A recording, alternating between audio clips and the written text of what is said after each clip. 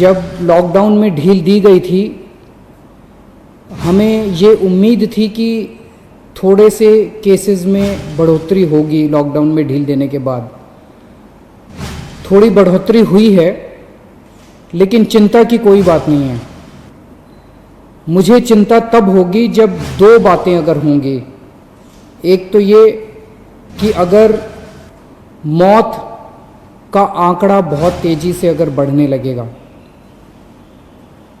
जैसा मैं बार बार कहता रहा कि हमें कोरोना अभी कोई आज या कल में जाने वाला नहीं है, कोरोना तो रहेगा। अब अगर कोरोना होता रहे और लोग ठीक हो के अपने घर जाते रहें तो चिंता करने का कोई विषय नहीं है।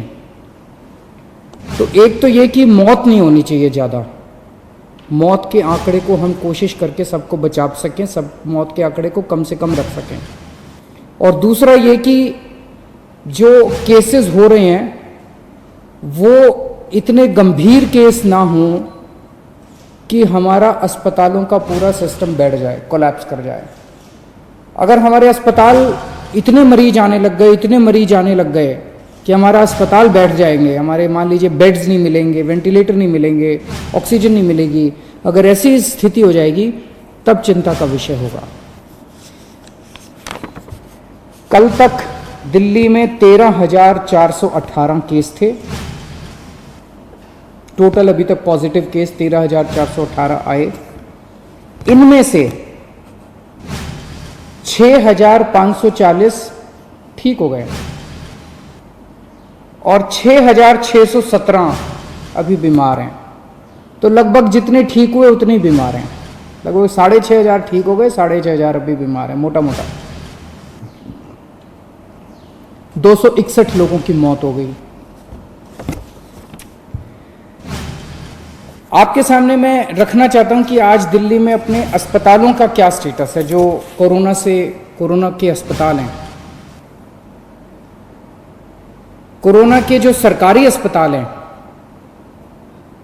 उनमें 3,829 बेड हैं टोटल।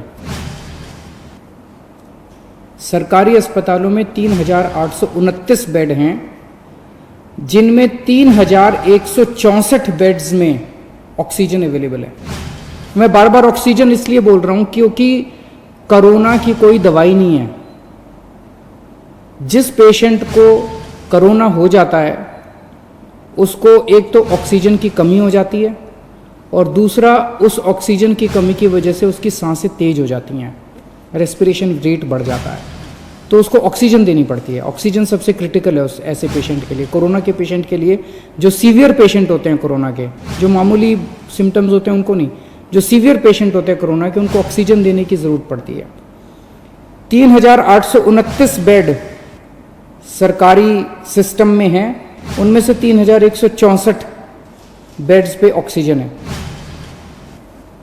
3,829 में से केवल 1,478 बेड अभी ऑक्यूपाइड हैं।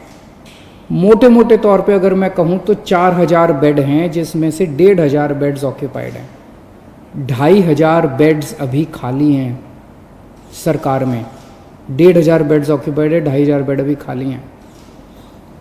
सरकार के पास 250 वेंटिलेटर हैं, उनमें से केवल 11 वेंटिलेटर अभी यूज़ हो रहे हैं। लगभग 240 वेंटिलेटर खाली हैं, तो अभी घबराने की कोई बात नहीं है। प्राइवेट में 677 टोटल बेड हैं, उनमें से 509 भर चुके हैं। कई लोग प्राइवेट में अपना इलाज कराना पसंद करते हैं, सबकी अपनी अपनी इच्छा है। 677 में से 509 भर चुके हैं, तो केवल 150 पौने 200 बेड्स बचे हैं प्राइवेट में। इसीलिए कल सरकार ने कल ऑर्डर जारी करके दिल्ली के 117 प्राइवेट अस्पतालों में ऑर्डर जारी कर दिए कि 20% उनको अपने बेड कोरोना के लिए रखने पड़ेंगे। तो इससे प्राइवेट सेक्टर के अंदर जो प्राइवेट अस्पताल है उनके अंदर लगभग 2,000 नए बेड्स आज से अवेलेबल हो गए हैं। अभी तक 677 बेड थे, अब 2,000 एक्स्ट्रा बेड प्राइवेट सेक्टर में अवेलेबल है। तो प्राइवेट में अगर कोई अपना इलाज कराना चाहता है, ज़रूरी नहीं है जैसा मैंने कहा कि सरकार में 2500 बेड खाली हैं, लेकिन अगर फिर भी कोई अपना प्राइवेट में इलाज कराना चाहता है तो आज से 2000 और बेड प्राइवेट सेक्टर के अंदर अवेलेबल हो जाएंगे। आज प्राइवेट सेक्टर के अंदर 72 वेंटिलेटर अवेलेबल हैं, जिसमें से केवल 15 वेंटिलेटर यूज़ हो रहे हैं। तो मोटे मोटे तौर पे आज की डेट में प्राइवेट और सरकार मिला के 4500 बेड्स हैं, जिसमें से लगभग 2000 बेड्स इस्तेमाल हो रहे हैं, 2500 बेड्स अभी भी खाली हैं।